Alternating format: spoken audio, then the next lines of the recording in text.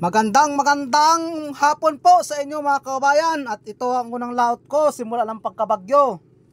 Ang biyahe po namin ito ay mga 3 hours o 4 hours, kaya napakalayo nito.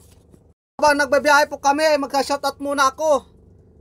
Shoutout sa iyo Ernesto Perez family, Perez from Hulugan, Tansa, Cavite. At ito pa, Wilma Hagbis from Sydney, Australia. Sinsalango from Pasig City, Dinis Dakuloy family, Dakuykuy from Lawaan, Eastern Samar. Shout out po sa inyong lahat dyan, at maraming salamat po sa inyong suporta sa aking YouTube channel. At ito nga pala mga kabayan, yung kasama kong dalawa, bali 3 lang kaming naglaot, at sana swertehin kami ngayong gabi. Abang-abang lang mga kabayan, at paggabi na mababa na rin kami. Ito na ang unang baba namin na makikipagsapalaran sa lalim ng dagat, at sana may matagpuan ako. Kailangan dahan-dahan lang tayo ng langoy para makita agad. At katulad dito, isang kanuping ang nakita ko na sa ilalim ng corals. Sipat! Sapul kang kanuping ka! Ayos! May regalong gitik! Ang ganda ng pagkakatama! Ang ganda ng unang tagpo natin mga kabayan, at sana ito ay masundan agad. Labas-labas na kayo dyan mga nakatago! Andito na naman si Magpapana! Ito na! May nakita naman ako! Kanuping! Sipat! Sapul kang kanuping ka! Yan! Ang ganda ng tama! Dalawa na sila! Pares ko nagitik! Sana tuloy-tuloy itong aking tagpo ng mga gandang klaseng isda, para naman muli ako kumita kahit na kaunti. Kumita lang, okay na yan. Kahit 500 lang, isang gabi, okay na yan. Para na rin ako nag-arawan. At ito pa, kanuping uli, sipat, sapul kang kanuping ka. Ayos, gitik na naman. Yuhuu! Ang ganda ng pulso ng kamay ko ngayon. Maganda talaga pag nakakahawak ng bao.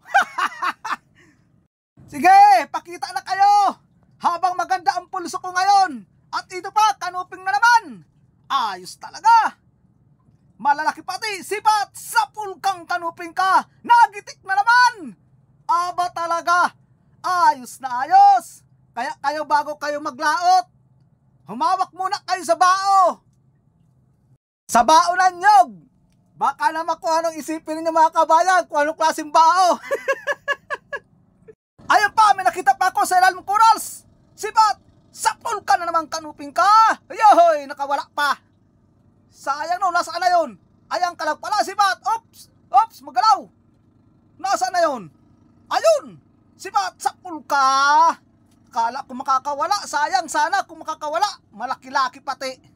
Sama ito, o kaya magkapatid. O hindi man mag-asawa. Malapit lang yung distansya niya, mga isandi pa lang. At sana may matagpuan uli ako. Ay, ito! Isang suno! O sibungin kung tawagin ito sa amin. Aba, maganda ito, malaki-laki. Papasiguro ko ito, mahal ito. 900 ang kilo nito, yung pula. Sipat, sapul ka. Uy, nabungaw.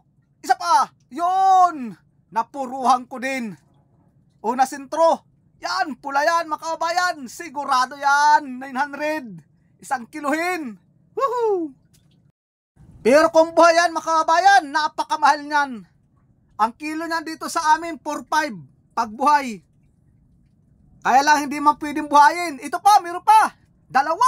Isang sura na puti at isang manitis, yung may balbas. Pero mas unahin ko itong magandang klase. Sipat, sapul ka. Ayun, nagitik na naman. Ayos ang pagkakatama. Pero hindi ko na yung kukunin, surahan na puti. Hindi ko kursunada yon. Para lumaki pa siya. At ito, isang dungis pa, sipat. Sapul kang dungis ka. Isa pa. Ayun. Ayos, may pambigay na naman ako sa masalubong. Kaya lang, hindi ko na ibibidyo. At nakakaya naman na lahat-lahat yung nasa lubong ibibidyo ko pa. At ito pa, may isa pang dungis. Papasiguro ko, susubukan ko kung magigitik ko ito. Sipat, sapul ka. Ayun, medyo nagitik. Sana may kasama itong dongis na ito. Hahanapin ko kung ano man ang kasama niya.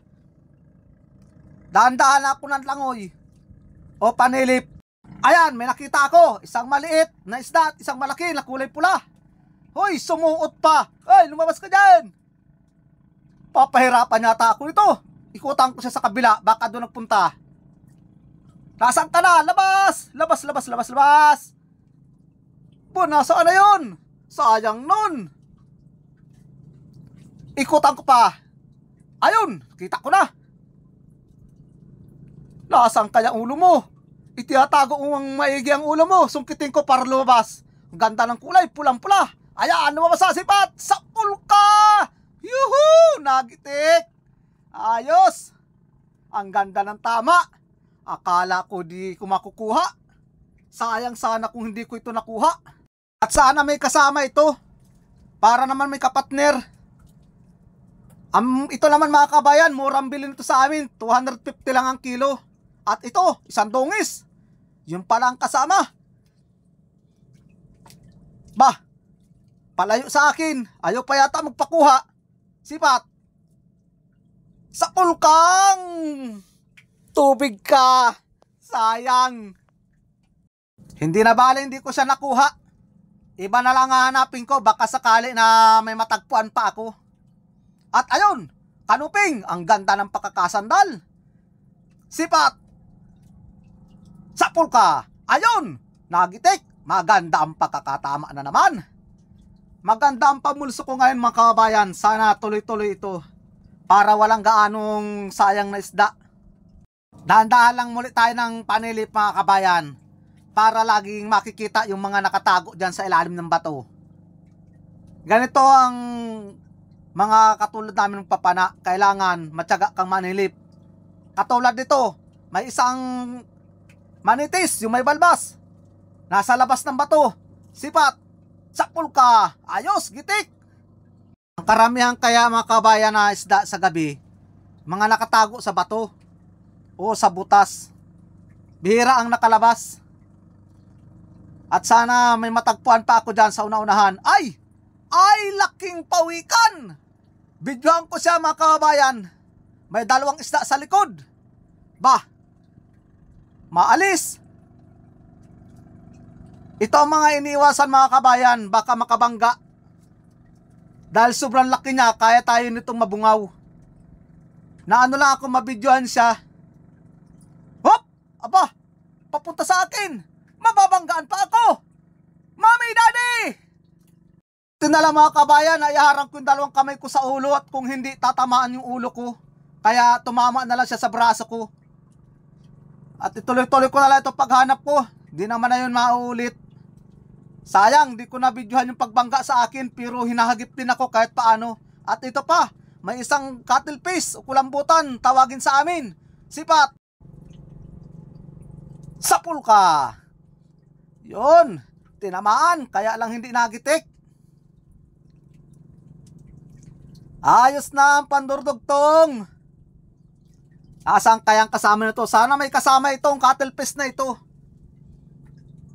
Kinabahan ako dun sa pawikan na yun ah. Muntik na ako dun. Ay, ito na, ang katabi. Malapit lang distansya nitong cuttlefish o kulambutan.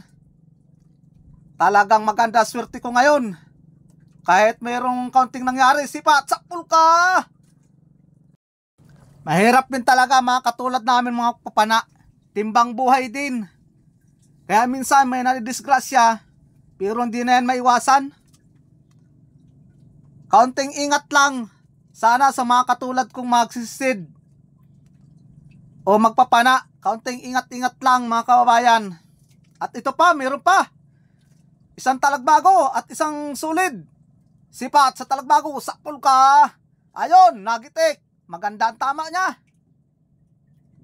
Tanggalin ko muna siya. At para makuha ko yung dalawa pang sulid. Sulid na pula. Asa muna. Sipat. Sapul ka. Ayun. Nakasintro. Yung isa naman. Pangalawa, sapul ka uli. Uy, nakapunit. Sayang pa. Dahan-dahan lang tayo uli mga kabayan. Ayun. Isang kulambutan uli. Aba, sunod-sunod ang panagpo ko ngayon ah. Malaki-laki pati. Ay, XL na ito. Sipat, sapul ka. Yan, lampas 3 kilo ito. Abay, nakachimpo rin ako ng malaki. Ang kilo nito dito sa amin mga kabayan sa panahon ngayon, 150. Pero ang sabi daw sa ibang lugar, napakamahal nito. Kapag yung hinidlis na siya, umaabot na siya ng 800 per kilo. Sana sunod-sunod ang panagpo ko nitong cuttlefish. At ito pa, meron pa. Isang samaral. Nakasanda lang, hayaw, sipat, sapul ka. Ayon, ang ganda ng pagkakagitik. Talagang bilib na ako ngayong gabing ito. Ang ganda ng pamulso ng kamay ko. Nasaan kaya ang kasama noon? Ayun, ang kasama. Samaral uli. Nakatalikod. Ikutan ko siya sa kabila. Doon sa may ulo at baka makawala pa siya pag yung panahin ko siya nakatalikod. Maganda pati at malaki. Pag nakuha ko ito mga kabayan, ako'y masampa na rin. At sana ay nagustuhan ninyo ang aking pagbibideo sa ilalim ng dagat at muli ako'y nagpapasalamat sa inyong lahat. At ito na siya, sipat, sapul ka! Nagustuhan nyo po mga kabayan ang pagbideo ko sa ilalim ng dagat ay pakisubscribe naman po ako sa aking YouTube channel. Malaking bagay na po sa akin kahit pa isa-isa ay makadagdag.